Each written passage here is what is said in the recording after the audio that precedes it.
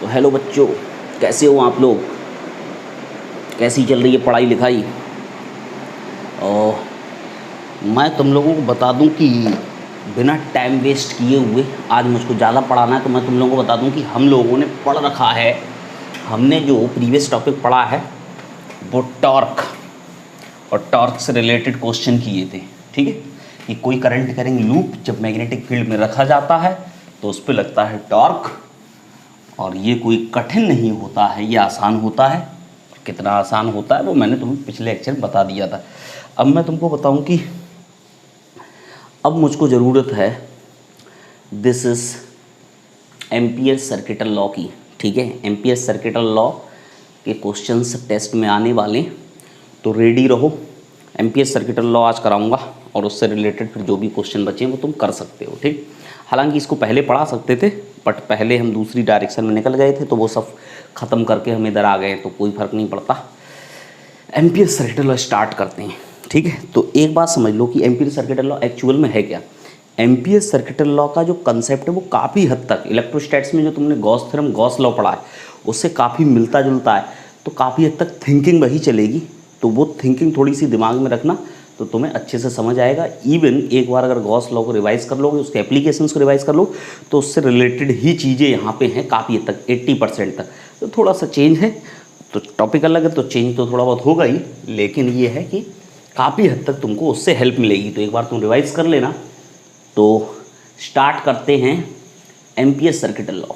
ठीक, देखो amperes circuital law. ठीक, एम्पियर सर्किटल लॉ क्या है? देखो एक बात बता दूं कि वहाँ पे हम निकालते थे integration of E dot D A, अगर तुम लोगों को याद हो, this is Q over epsilon not ऐसे करके आता था। ठीक है, close surface integration, integration of E D A, this is Gauss law in electrostatics. Electrostatics वाले चैप्टर में तुमने गॉस थ्योरम जो पढ़ी है उसकी जो मैथमेटिकल इक्वेशन ये होती थी, तो इसी टाइप की एक इक्वेशन यहाँ देखने को मिलेगी। समझना ये क्या कहता है एम्पियर सर्किटल लॉ। कोई भी रैंडम ऐसे करके लूप उठा लिया और इसके अंदर ये कुछ वायर्स हैं, ठीक है, और ये बाहर हैं। ये जो वायर्स हैं ये जेड एक्सिस के लॉन्ग, मान लो ये I1 I2 I3 I4 I5, ये सब वायर हैं और इनमें तुमको करंट दिख रहा है। इसमें करंट बाहर है, इन दोनों में अंदर है, इसमें अंदर है, इसमें बाहर। कुछ इस लूप के अंदर हैं, कुछ इस लूप के बाहर है। ये मैंने एक आर्बिट्रेरी लूप लिया है, ये जरूरी नहीं कोई सर्कुलर लूप हो, वैसा ही लूप हो, ये कोई भी लूप हो सकता है, इसलिए मैंने आर्बिट्रेरी लिया है। आर्बिट्रेरी मतलब किसी भी तरीके का हो सकता है। ठीक, तो एम्पियर सर्किटल लॉ का स्टेटमेंट होता है कि this is B dot D L is equals to mu not into I total. ठीक है, आई टोटल को मैं आई ही लिख देता हूँ और आई को इधर लिख देता हूँ I, this is total current through the loop. ठीक है, मतलब क्या? अब तुम कहोगे ये क्या लिख डाला, तो मैं तुम लोगों को बता दूं ये कोई बहुत ज़्यादा टिपिकल चीज़ नहीं, मैथमेटिकल रिलेशन है, तो इसको थोड़ा थोड़ा याद रखना है कि line integration of magnetic field is equals to mu naught वही फ्री स्पेस की परमिएबिलिटी है और I is the total current. मतलब क्या? मतलब line integration of magnetic field है ये बी डॉट डी एल। ठीक है, बी डॉट डी एल को जो वैसे तो mathematical B dot D L ही बोलेंगे, लेकिन समझना क्या है, समझना इसमें ये है, समझने का इसमें जो कंसेप्ट है वो ये है कि line integration of magnetic field B dot D L का मतलब होगा कि इस लूप के अलोंग, इस लाइन के अलोंग, ये जो पूरी लेंथ है इसके अलोंग टोटल मैग्नेटिक फील्ड। ठीक है, बी डॉट डी एल क्या है? This is total magnetic field along this loop, this length, this is called B dot D L. तो बी डॉट डी एल हम लोगों के पास है। अब मैं तुम लोगों को बता दूं कि this is equal to mu naught into current. अब करंट क्या है? टोटल करंट जो अंदर से जाएगा। तो एक्चुअल में यहाँ पे क्या लिखा जाए? यहाँ पे लिखा जाएगा B dot D L is equal to mu naught, अंदर से कितना जा रहा है, किसी एक डायरेक्शन पॉजिटिव दूसरे को नेगेटिव ले लो। तो अगर मैं अंदर वाले को नेगेटिव ले लेते, तो ऐसे लिख लो I2 minus I1 minus I3, ठीक है। अंदर वाले को नेगेटिव ले लिया, बाहर वाले करंट से कोई मतलब नहीं है, बाहर वाले करंट से कोई भी मतलब नहीं है, ठीक है। तो this is total magnetic field along this is equal to mu naught time of total current through the loop. Loop के अंदर से इतना करंट जाएगा वो लेना है, एक डायरेक्शन पॉजिटिव एक डायरेक्शन नेगेटिव, ऐसे लिखना। बाहर वाले करंट से कोई मतलब नहीं। अगर मैं तुमसे कहूँगा कि यहाँ पे मैग्नेटिक फील्ड ड्यू टू इसके कारण होगा, तो होगा जरूर, ठीक है, मैग्नेटिक फील्ड जरूर होगा। जैसे वहाँ पे पूछा जाता था कि इलेक्ट्रिक फील्ड किसके कारण है ये, तो इलेक्ट्रिक फील्ड सबके कारण होता है। तो ये स्टेटमेंट हो गया। अब देखो, अब इसको हम करते हैं ड्राइव, ठीक है। तो ड्राइव करते हैं, देखो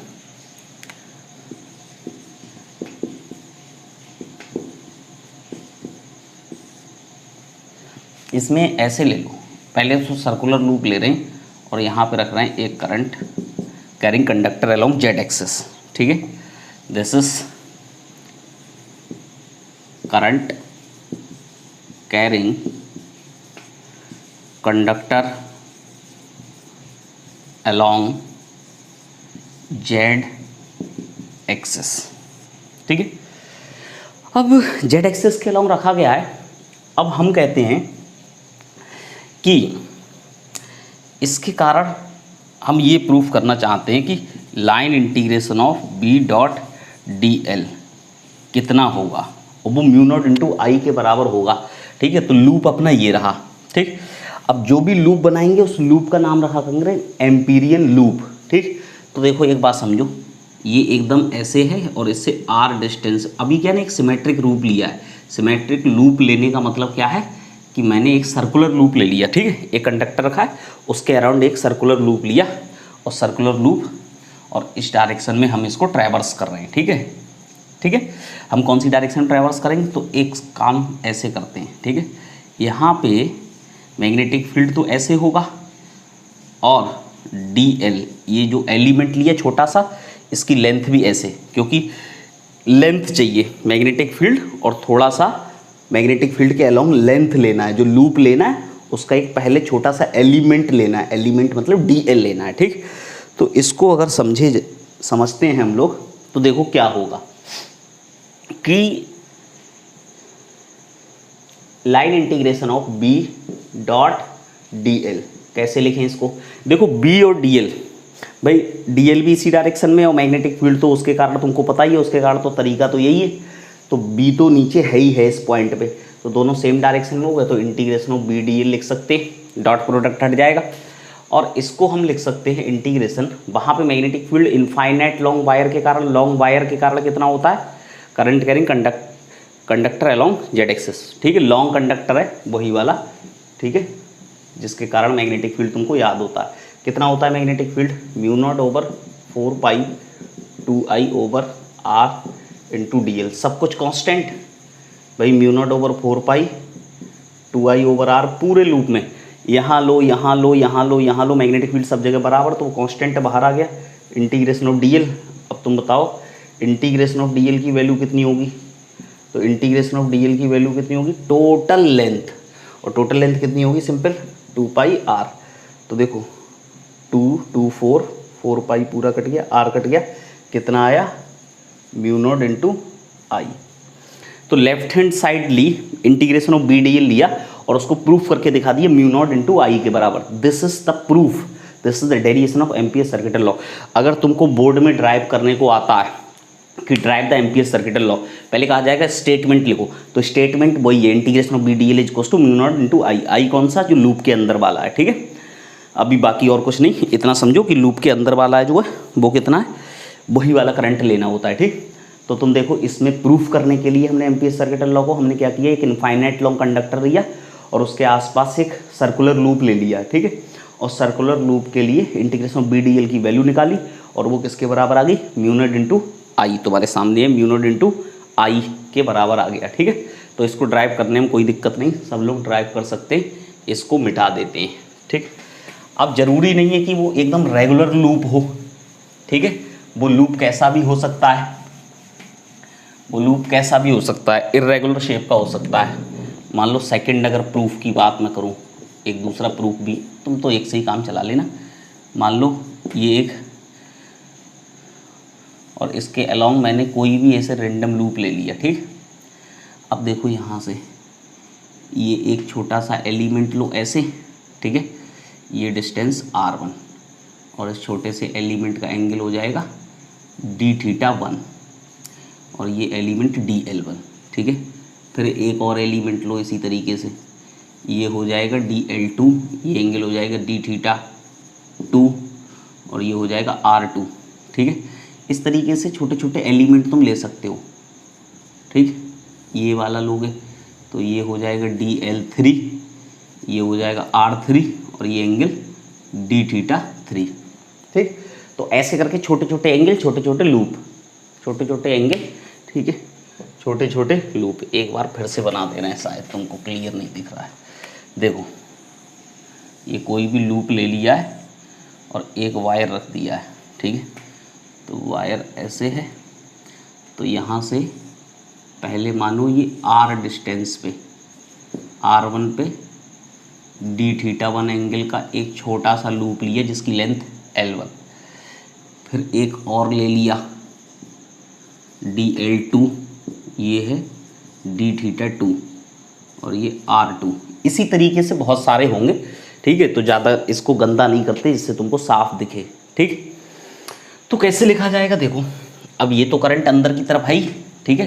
this is conductor, conductor of infinite length along z axis, ठीक है। करंट कितना है उसमें, I।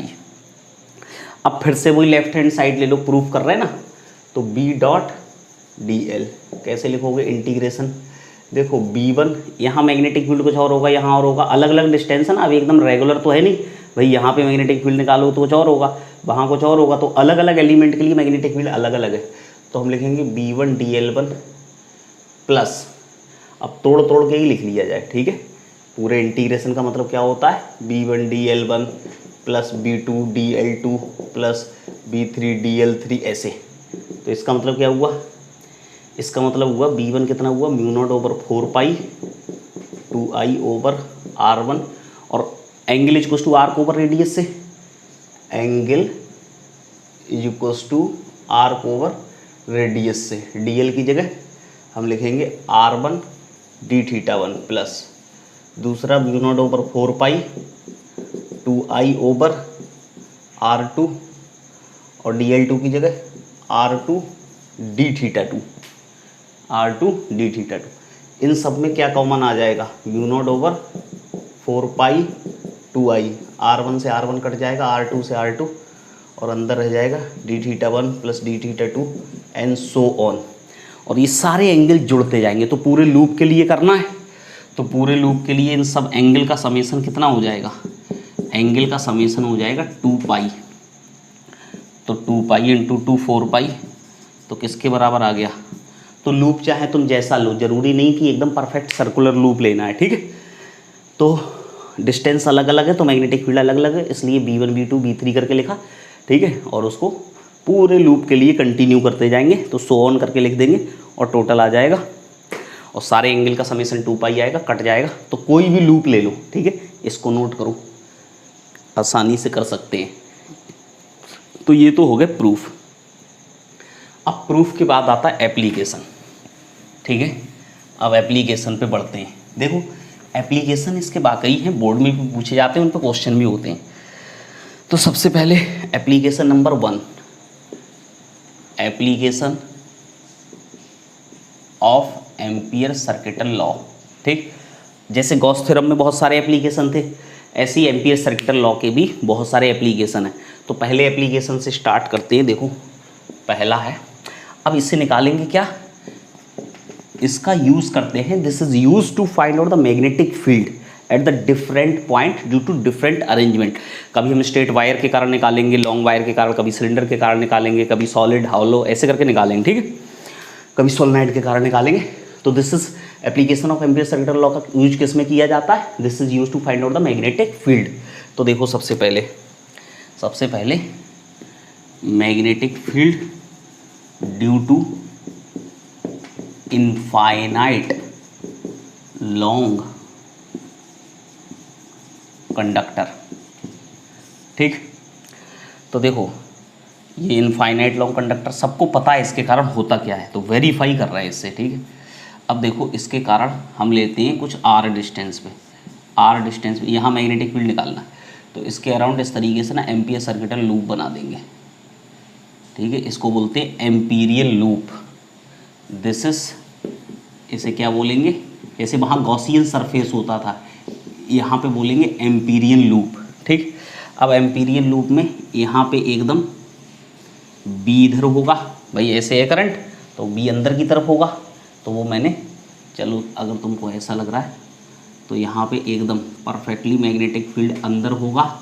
ठीक है, और डीएल वेक्टर भी अंदर होगा। जैसे वहाँ पे गॉस लॉ के लिए क्या होता था, गॉसियन सरफेस, डीए वेक्टर और ई वेक्टर दोनों पैरेलली आते थे। यहाँ पे भी मैग्नेटिक फील्ड जिधर है तो लूप भी उधर ही है, क्योंकि लूप के अलोंग ही तो मैग्नेटिक फील्ड होगा। ठीक है, तो कहने का मतलब ऐसे करके मैग्नेटिक फील्ड उधर अंदर है, तो लूप की लेंथ भी, लूप एक्चुअल में ये एक्स जेड प्लेन है। ठीक है, तो वो सेम डायरेक्शन में हो गए। तो यहाँ मैग्नेटिक फील्ड निकालना है आर डिस्टेंस पे इनफाइनाइट लॉन्ग वायर से।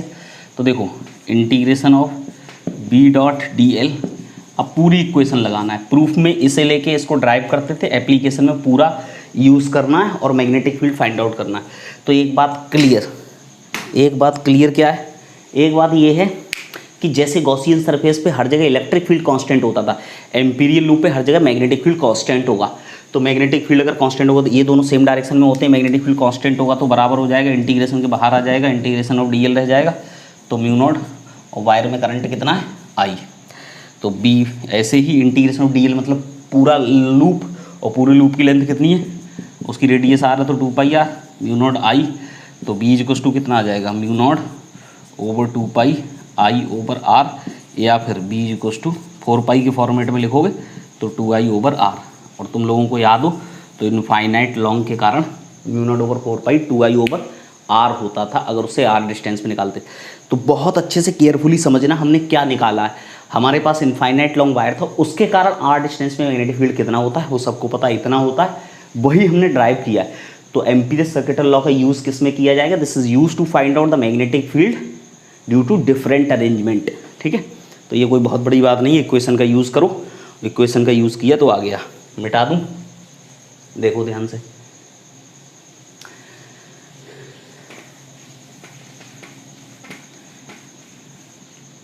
एक हो गया एप्लीकेशन, अब है दूसरा एप्लीकेशन। दूसरा एप्लीकेशन है सेकेंड एप्लीकेशन,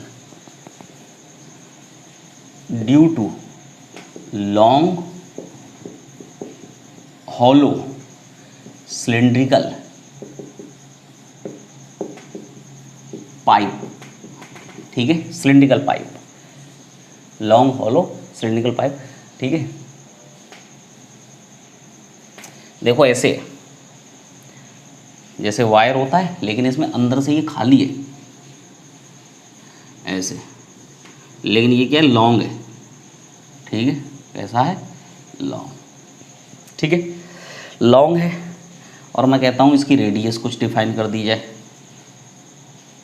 इसकी रेडियस है आर। ठीक, और इसमें करंट आई है, करंट इज आई अपवर्ड मान लो। ठीक है, करंट, अब देखो ऐसे होगा, हॉलो पाइप कैसा होता है, ऐसा होता है हॉलो पाइप इस तरीके, तो उसके ऐसे करके जो सरकमफेरेंस है उसके अलावा ऐसे करंट ऊपर जा रहा है। ठीक है, हॉलो पाइप जैसा होता है, तो भाई जहाँ पे मटेरियल होगा वहीं तो करंट जा सकता है ऊपर, बिना करंट के तो मैग्नेटिक फील्ड आना नहीं है, तो करंट तो होना चाहिए। और करंट कहाँ होगा, जहाँ मटेरियल होगा, और मटेरियल कहाँ है, मटेरियल है वही एकदम जो सराउंडिंग वाला पूरा जो सिलिंड्रिकल पाइप है उसके सरफेस के अलोंग करंट ऊपर है। ठीक है, ऐसे है। अगर मैं इसका ओवरव्यू ऐसे दिखाऊं, अगर मैं इसका टॉप व्यू दिखाऊं, टॉप व्यू का मतलब ऊपर से देखोगे, टॉप व्यू ऐसा बनेगा कि नहीं, बोलो, आर रेडियस का। ठीक है, टॉप व्यू, और इसमें ऊपर से करंट कैसे दिखेगा, ऊपर से करंट बाहर आते हुए दिखेगा। ये मैंने टॉप व्यू बनाया है, दिस इज टॉप व्यू। ऊपर से करंट देखोगे तो बाहर आते दिखेगा ना, ऐसे सामने से बाहर आते दिखेगा। तो वो कैसे दिखाते हैं, डॉट से, ठीक है। अब इसके कारण हम मैग्नेटिक फील्ड निकालेंगे। कहाँ कहाँ निकालेंगे, हम निकालेंगे इनसाइड एंड आउटसाइड, ठीक है, इनसाइड एंड आउटसाइड। तो सबसे पहले एट इनसाइड, पहला केस, तो integration of B dot D L is equals to क्या लगाना है, म्यू नॉट इंटू आई। अब ये तो कन्फर्म है, मान लो इनसाइड ये कोई पॉइंट ले लिया तुमने, तो इस तरीके से लूप बन जाएगा, एम्पीरियल लूप ऐसे, ठीक है। और ये मान लो कुछ, अब एक काम कर लेते हैं, इसकी रेडियस को पहले वाली को ना कैपिटल आर मान ले रहे हैं, ठीक है, जिससे स्मॉल आर मानने में आसानी होगी। तो इसको मान लो स्मॉल आर पे कोई पॉइंट पी लिया था, ठीक है। तो वो जो स्मॉल आर होगा ना पॉइंट, वो एक तरीके से यहाँ कहीं होगा, तो उसका लूप ऐसे बनेगा कि नहीं बनेगा, अगर ऊपर से देखोगे सर्कल ही बनेगा, ठीक है। तो सर्कल बनेगा, तो फिर से बी और डी एल सेम डायरेक्शन में आएंगे वही, तो यहाँ पे बार बार बनाने से कोई फ़ायदा नहीं है। तो आ जाएगा B into integration of D L is equals to mu naught. और लूप के अंदर से कितना करंट जा रहा है, तो करंट तो केवल बाहर बाहर ही है, लूप के अंदर तो कोई करंट नहीं आया, तो करंट हो गया ज़ीरो, तो बी इक्वल्स टू आ जाएगा ज़ीरो। तो अंदर कोई मैग्नेटिक फील्ड नहीं होगा, इनसाइड कोई भी मैग्नेटिक फील्ड नहीं होगा। अब लेते हैं दूसरा केस है आउटसाइड।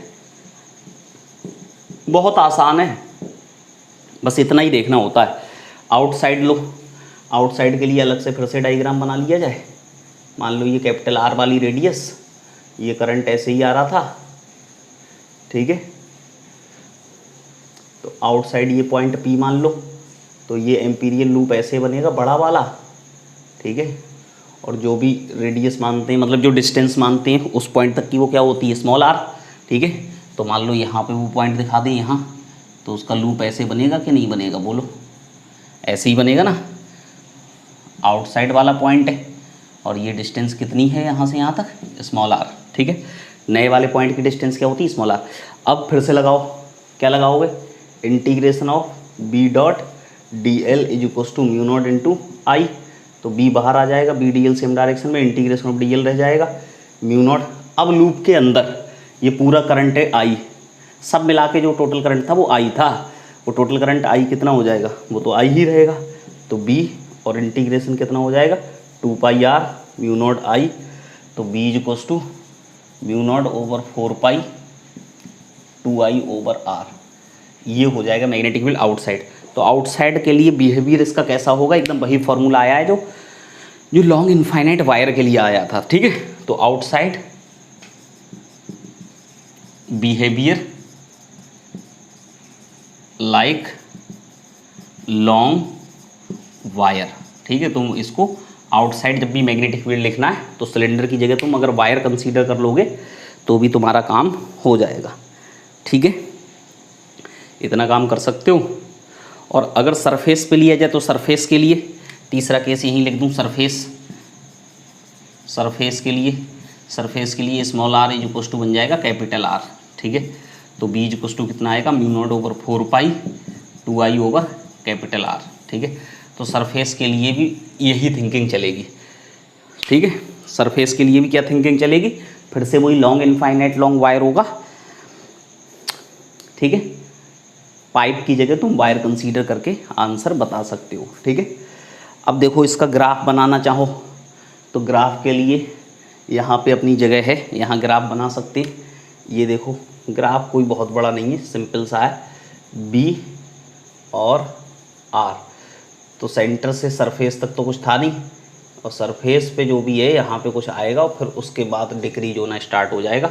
किस फॉर्मेट में, B is inversely proportional to R. ये सरफेस पे, और सरफेस पे क्या है, जितना भी यहाँ से यहाँ कैपिटल आर 0, कैपिटल आर तक 0 था, कैपिटल आर पे जो भी हुआ मैक्सिमम, उसके बाद इनवर्सली प्रोपोर्शनल टू आर से डिक्रीज होना शुरू हो जाएगा आउटसाइड के लिए, ठीक है।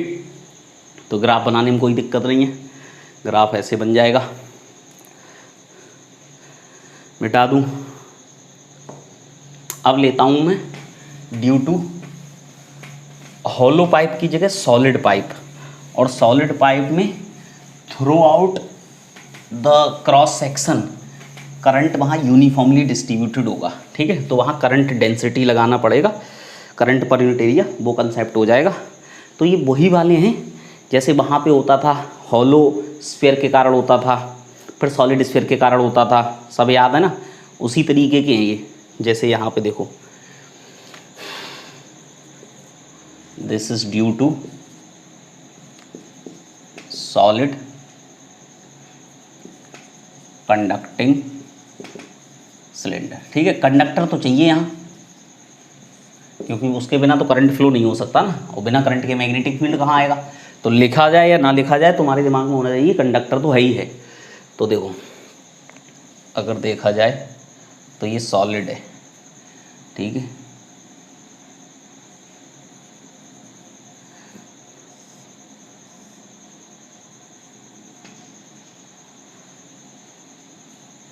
ठीक है, लॉन्ग है, सही। अब देखो पूरा भरा है, सॉलिड है, हर जगह मटेरियल है, ठीक है। और मैं कहता हूँ इसकी रेडियस को मैं कैपिटल आर ही बोल देता हूँ,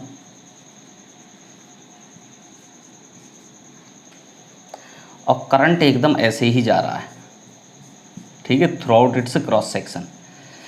बोला जाए कि करंट इज यूनिफॉर्मली डिस्ट्रीब्यूटेड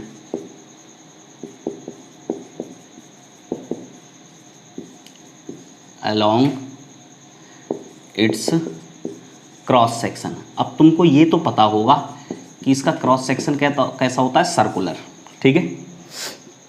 तो टोटल करंट कितना है, आई है।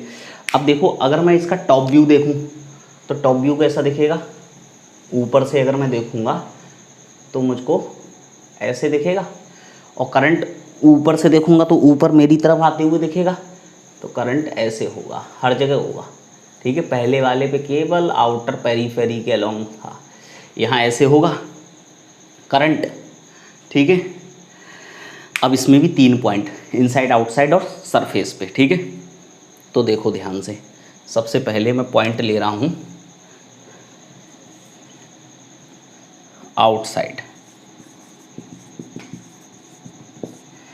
आउटसाइड के लिए ले लो, ठीक है। टॉप व्यू बना के क्वेश्चन को सॉल्व करेंगे।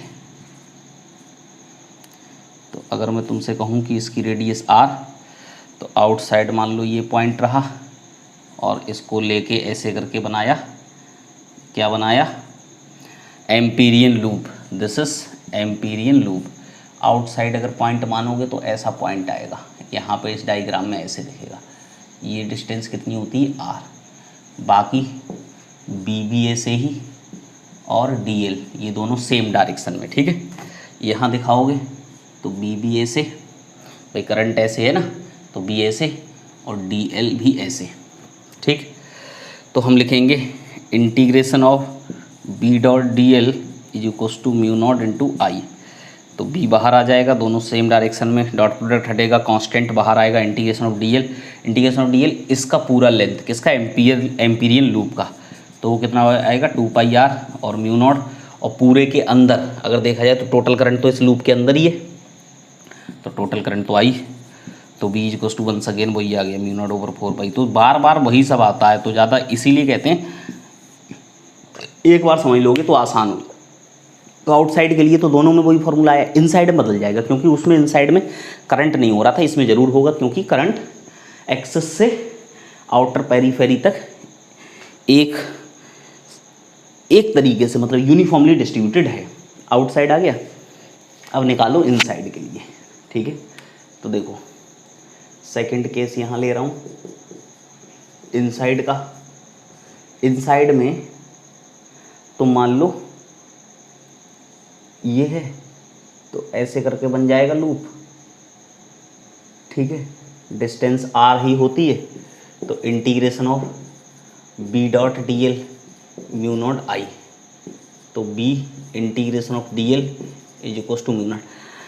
अब आई जो है वो कितना होगा, तो समझदारी से अब उसके अंदर वाला करंट आएगा।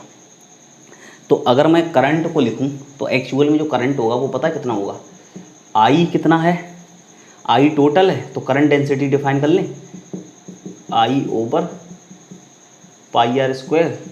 तो इस बार आई डैश होगा, आई डैश कितना होगा, करंट पर unit area multiply by area. तो आई डैश कितना आएगा, J over pi R square into pi R square. कितना आसान है बिल्कुल, ठीक है। अगर इसको कॉम्प्लिकेटेड बनाओगे तुम तो ये तुमको कॉम्प्लिकेटेड दिखेगा, नहीं बनाओगे तो नहीं दिखेगा। अब ये चीज़ इस टाइप की 2 बार पहले आ चुकी है, किस में आ चुकी है, ग्रेविटेशन में आ चुकी है और इलेक्ट्रोस्टैट्स में, ठीक है। उसमें वॉल्यूम होता था तो उसमें charge divided by volume multiply by volume करते थे, 4/3 pi capital R cube 4/3 pi small R cube. तो इसमें एरिया है तो एरिया से करेंगे, पूरा एरिया पाई आर स्क्वायर, छोटा वाला पाई स्मॉल आर स्क्वायर।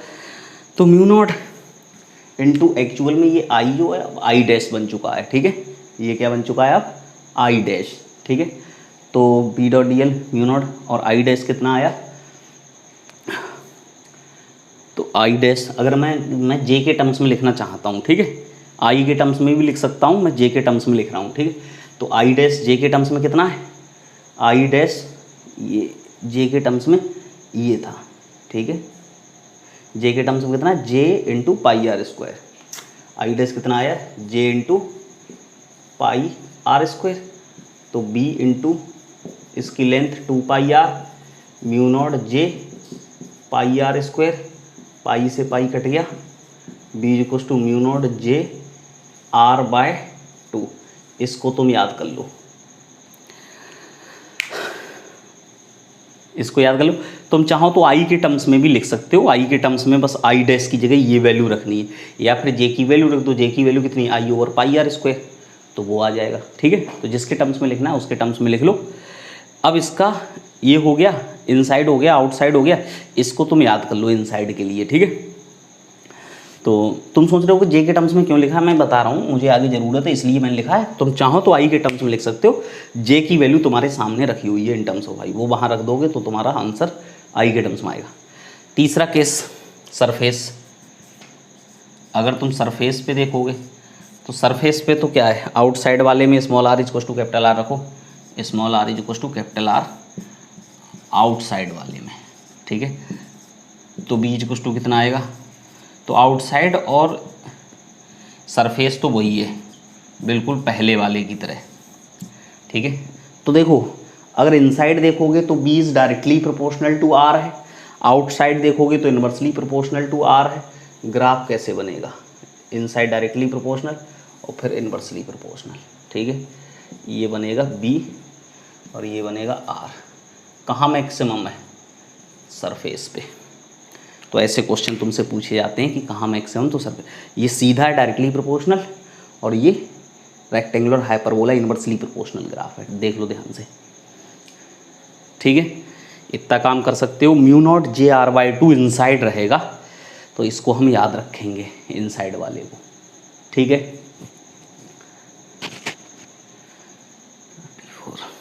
मिटा दूं, देखो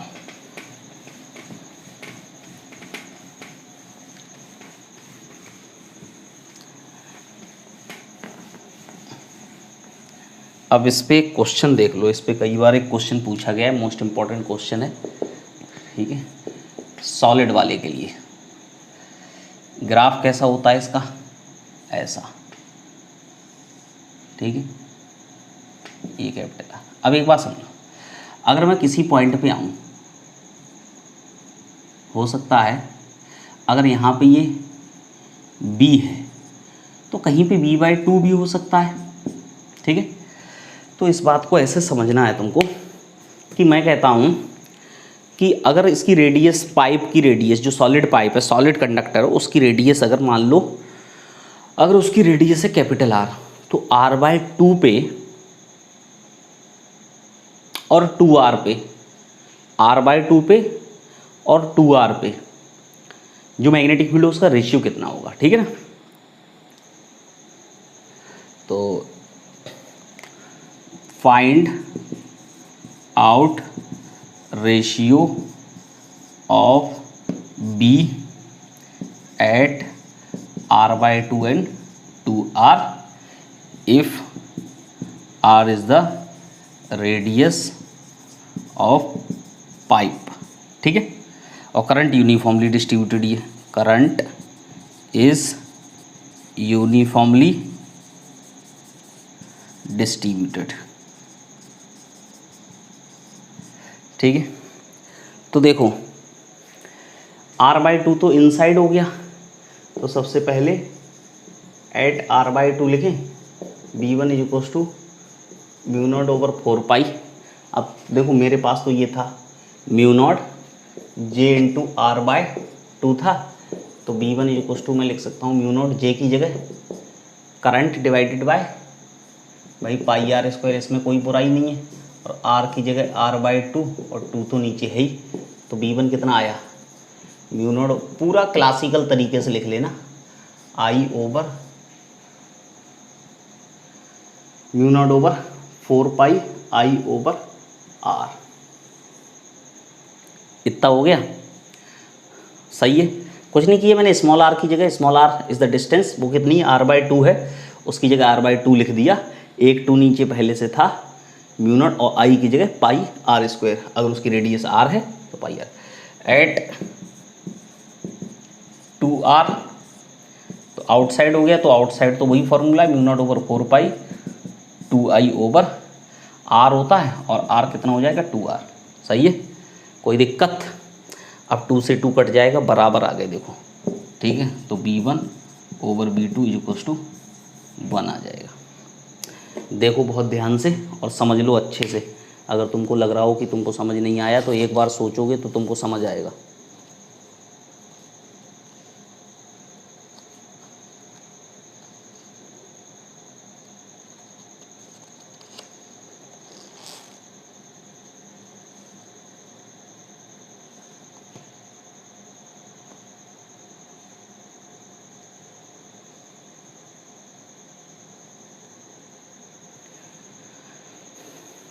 देख लो, आउटसाइड के लिए तो वही है mu naught over 4 pi 2i over distance, distance कितनी है 2r, ठीक है।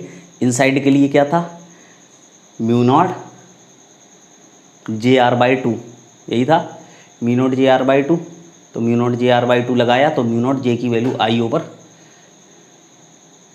ठीक है। करंट डेंसिटी क्या होती है, करंट पर यूनिट एरिया, और small r equals to r/2, 2 पहले से था, पूरा 4 पाई बन गया, i एक r से एक r कट गया, तो i ओवर r, तो इसमें भी 2 से 2 कट जाएगा, mu naught over 4 pi i over, बराबर आ जाएगा, तो रेशियो आ गया 1/1, ठीक है। देखो अब इसमें मैं कुछ भी ले लूँ, r/2 की जगह r/3 ले लूँ, यहाँ 3r ले लूँ, तो वो कोई दिक्कत नहीं है, और मैं ज़रूरी नहीं मैं इन्हीं पे पूछूँ, मैं एक जगह r/3 दूसरी जगह 2r पे पूछ सकता हूँ, तो वो तुमको दोनों निकालना आता है, रेशियो पूछा जाए रेशियो निकाल लेना, ठीक है। शॉर्टकट मत मारने की गलती करना, ठीक है, क्योंकि अलग अलग फॉर्मूले हैं।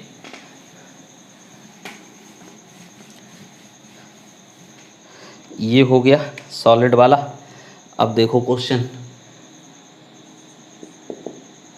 अगर मान लो ये वही है सॉलिड सिलेंडर है, ठीक है, ये मत सोचना सॉलिड सिलेंडर ही है ये, ठीक है, क्योंकि यहाँ पे सॉलिड स्फीयर नहीं आएगा, देखने में तुमको ऐसा लगेगा, लेकिन मैंने क्या है वो क्रॉस सेक्शनल व्यू बनाया है, ठीक है, क्या है सॉलिड सिलेंडर, ठीक है, और मान लो क्रॉस सेक्शनल व्यू है, क्रॉस सेक्शनल व्यू,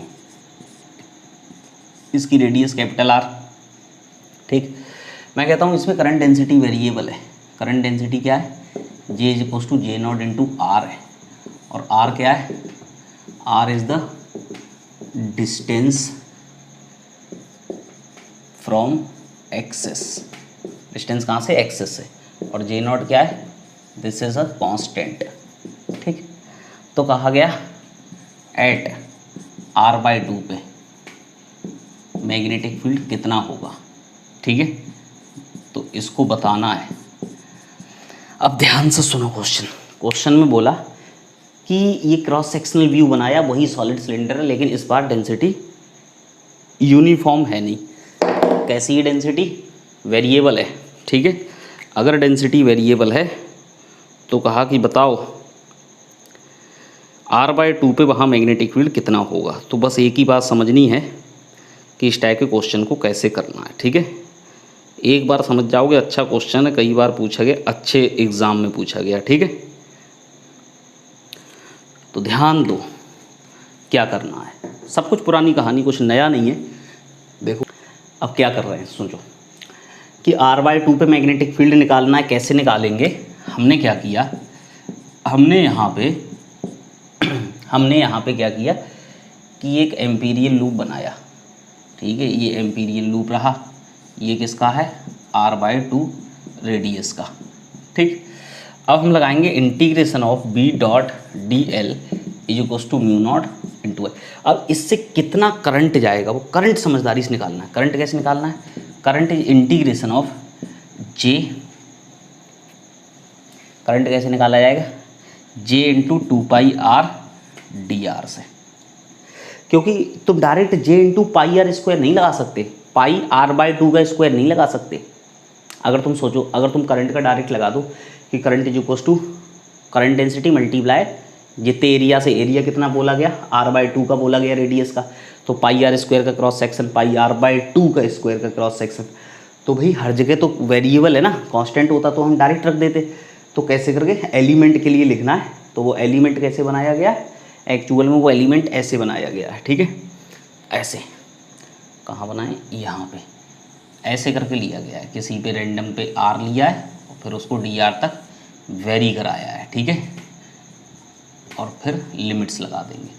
तो इतने एलिमेंट के लिए हम कांस्टेंट मान सकते हैं करंट डेंसिटी, तब कोई दिक्कत नहीं है, ठीक है। एलिमेंट लेने से यही तो फ़ायदा होता है, वहाँ पे हम वो बहुत स्मॉल चेंज होता है तो हम उसको कांस्टेंट मान सकते हैं, तो लिख सकते हैं। और लिमिट्स कहाँ से आएंगी, 0 से r/2, यही बस टेक्निक है इतनी सी। J की वैल्यू, और ये तुमको पता है कि यार वेरिएबल और इंटीग्रेशन तो होना ही है, ये कोई बहुत बड़ी बात थोड़ी है तुम्हारे लिए, तुमने तो 10 बार यही काम किया है। 0 से r/2, बस I की वैल्यू कितनी है, J0 2πr³ और लिमिट्स 0 से r/2, तो I = आया J0 2π/3 इंटू r⁵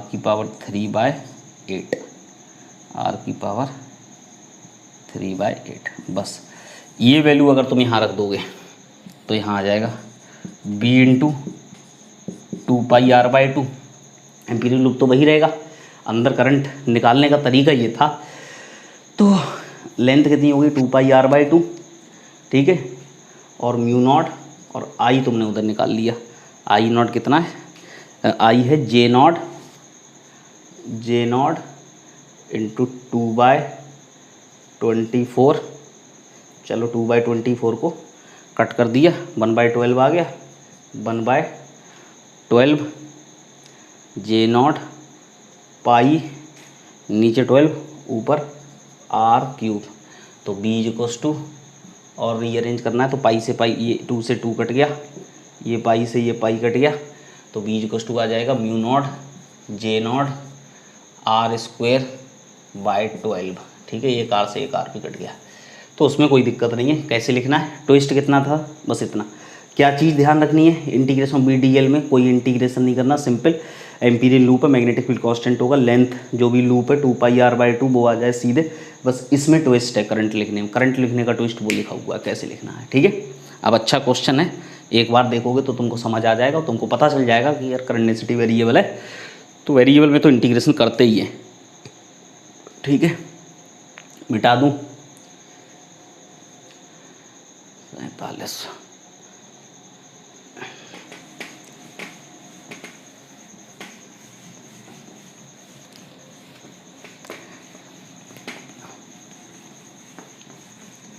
अब देखो,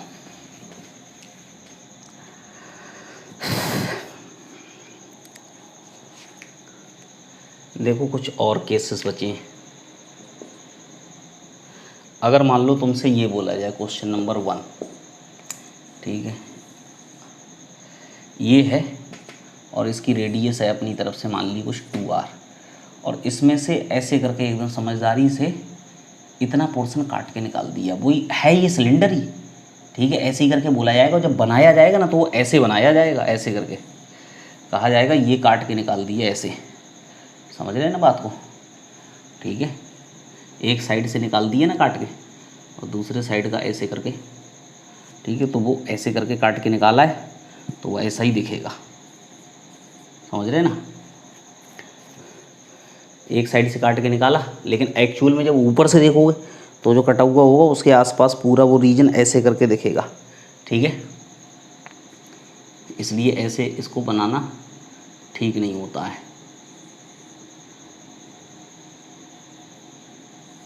ठीक है, तो ऊपर से देखो, ऊपर से वो काट के करके निकाल दिया। अब काट के निकाल दिया तो मैं कहता हूँ आर रेडियस का काट के निकाल दिया, और सब जगह करंट है। ठीक है, और करंट वही यूनिफॉर्मली डिस्ट्रीब्यूटेड इस बार। ठीक है, वेरिएबल वाला क्वेश्चन अलग कर दिया और ये आर रेडियस का काट के निकाल दिया। तो कहा इससे ये एक पॉइंट है जो कि यहाँ से मान लो 4r की डिस्टेंस पे है, तो यहाँ मैग्नेटिक फील्ड कितना होगा। ठीक है, तो काट के निकालने वाला, तो टेक्निक समझना है, टेक्निक कि कैसे करके करना है। देखो क्या समझना है कि यहाँ काट के निकाला, पहले पूरे में ऐसे ही मान लो, एक कंप्लीट वाला मान लो और दूसरे वाले में अपोजिट वाला मान लो। तो अगर वो कंप्लीट वाले में अपोजिट वाला लगाओगे तो प्लस माइनस कैंसिल आउट होके यही शेप दिखेगा। आई बात समझ? जैसे वहाँ पॉजिटिव नेगेटिव चार्ज ले लेते थे कि अगर कोई पोर्शन काट के निकालते थे तो हम बोलते थे कि उसमें क्या है, एक कंप्लीट वाला ले लो और दूसरा उसके अपोजिट वाला छोटा वाला ले लो। तो जब दोनों को जोड़ोगे तो अपने आप एक प्लस माइनस का कैंसिल आउट होगा, एक्चुअल शेप है वही बचेगा।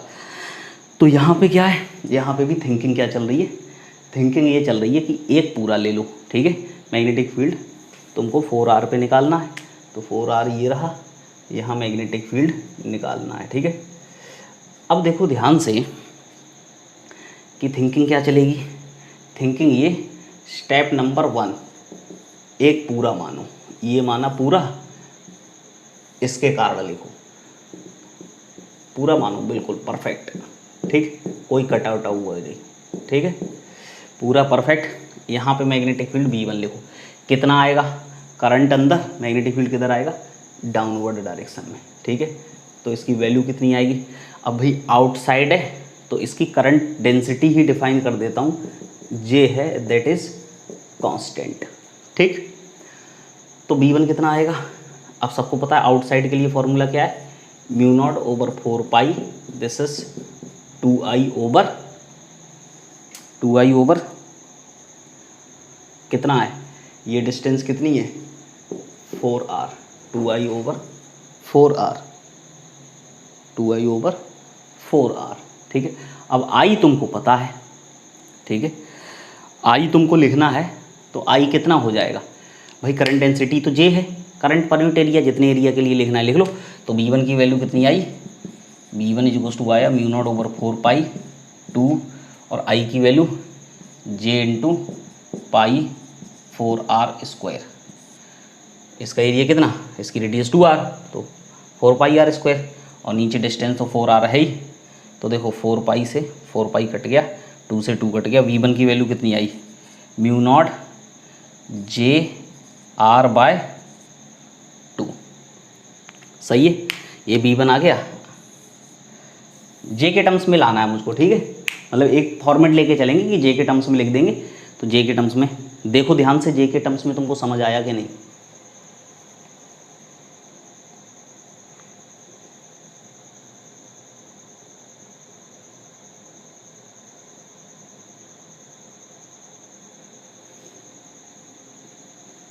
बोलो, आया समझ। अब देखो क्या कर रहे हैं, अब ये वाला ले लो और ये अपोजिट करंट के साथ ले लो।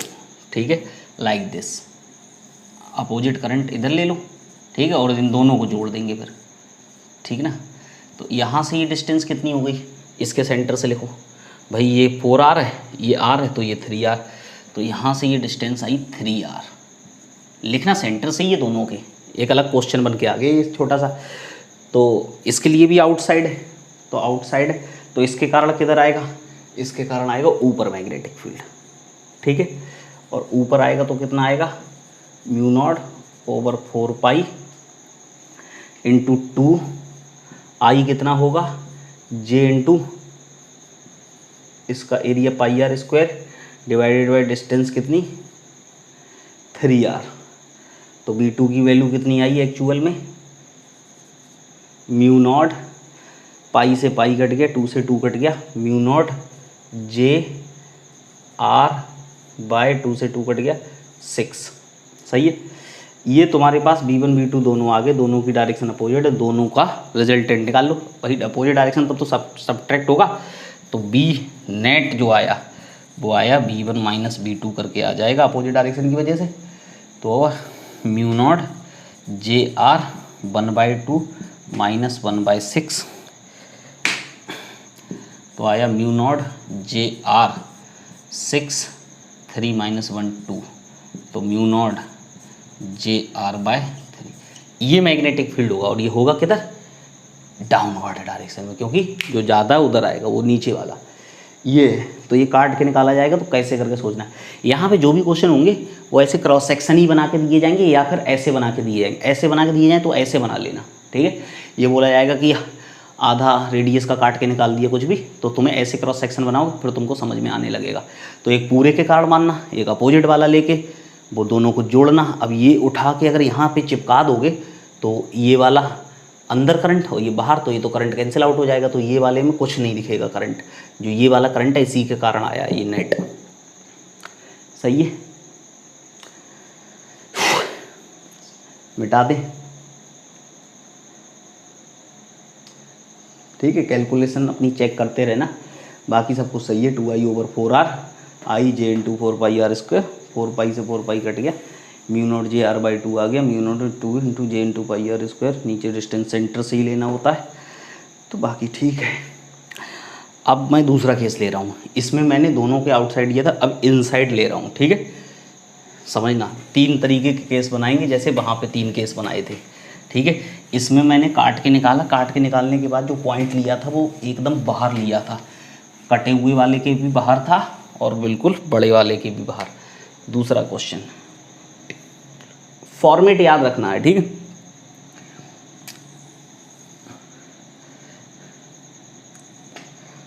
अगर मैं तुमसे बोलूं काट के, तो उसी तरीके से निकाला ये,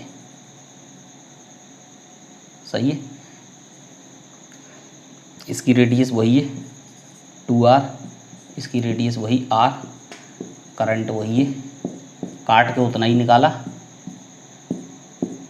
और मैं कहता हूँ यहाँ बताओ, ये यहाँ से r पे है, ठीक है। यहाँ मैग्नेटिक फील्ड कितना हुआ। इस बार अंदर ले लिया देखो, लेकिन एक के अंदर लिया है और एक के अभी भी बाहर है, छोटे वाले के बाहर है।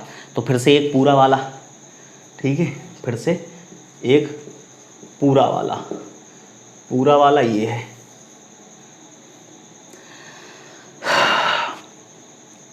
इसके कारण इनसाइड, तो इनसाइड वाला फॉर्मूला तुमको बहुत याद करवाया है। ये डिस्टेंस कितनी r, तो इनसाइड के लिए मैंने क्या लिखवाया है, खूब इनसाइड के लिए लिखवाया है this is B1 is equals to mu naught J, current density तो वही J, mu naught J into small r by 2, यही लिखवाया इनसाइड के लिए। तो कितना आया mu naught J r by 2। अब इसकी डायरेक्शन किधर, डायरेक्शन करंट ऐसे है, करंट ऐसे है, तो ऐसे करके जाएगा, किधर होगा ऊपर की तरफ B1। जैसे करंट की डायरेक्शन में फिंगर से रखो तो आ जाएगा ऊपर, आ गया ऊपर। अब दूसरा वाला केस ले लो, दूसरा वाला ये जो काट के निकाला यहाँ पे था। अगर यहीं पे मैं बना दूँ ऐसे करके,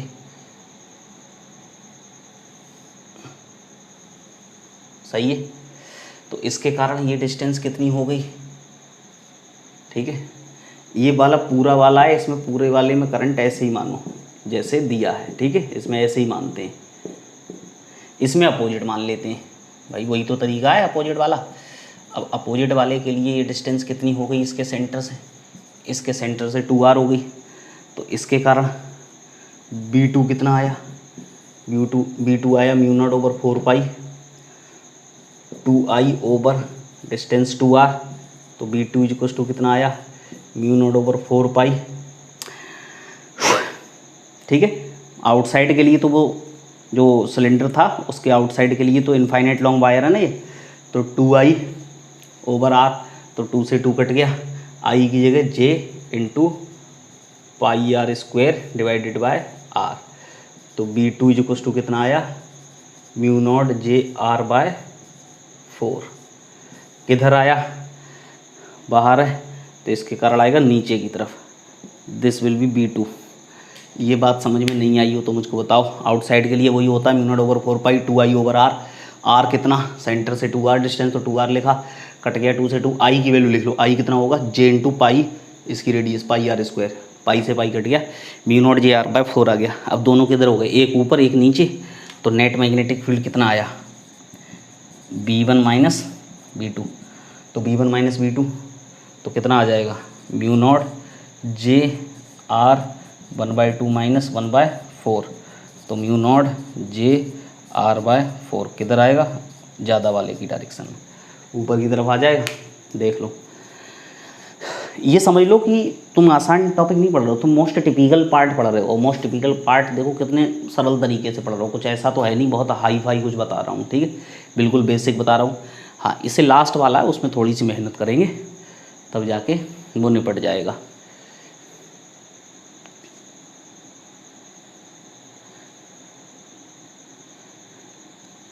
ठीक है, देखो मिटा दें,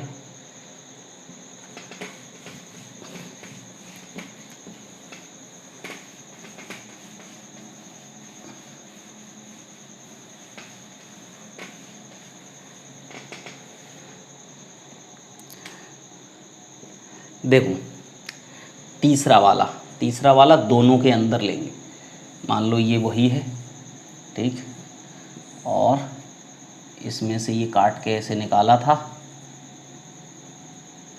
और पॉइंट ले लिए यहाँ, ठीक, बिल्कुल सब कुछ वही है, पॉइंट को बदला है बस, ठीक है।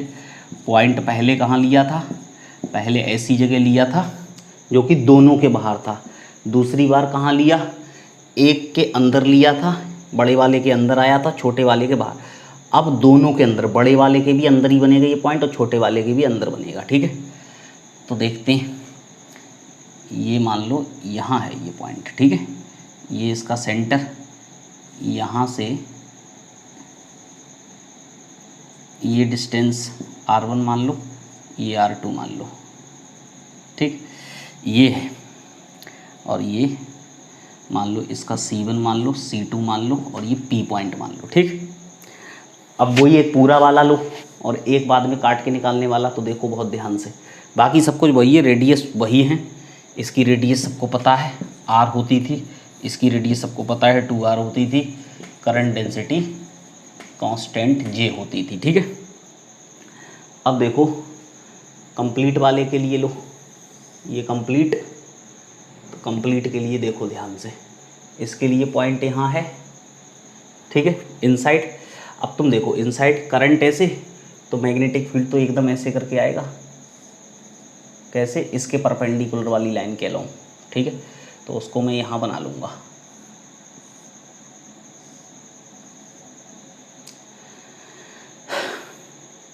आ जाएगा, किधर आएगा, ऐसे करके आएगा, ठीक। अब देखो ध्यान से, अब पहले तो यही निकाल लो कि यहाँ पे होगा कितना, पॉइंट तो यही है, ठीक है, तो वो सब एम्पियर सर्किट लॉ लगाने की अब मुझको तो ज़रूरत है नहीं, तुमको पता है कि मैं डायरेक्ट लिख लेता हूँ, मेरे पास फॉर्मूला आ गया अंदर वाला, मेरे पास ऐसी चीज़ आ चुकी है कि मुझे ज़्यादा टेंशन लेने की ज़रूरत नहीं, ठीक है। तो ये तो पूरा फुल वाला है, ठीक है, फुल हर जगह करंट है,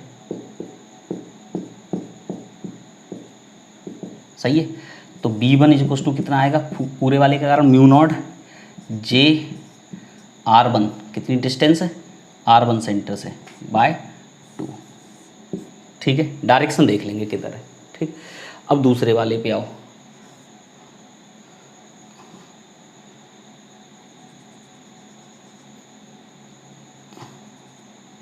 ये था दूसरा, इसके लिए ये था पॉइंट, सेंटर ये था, ठीक है, और इसमें करंट अपोजिट मान लो,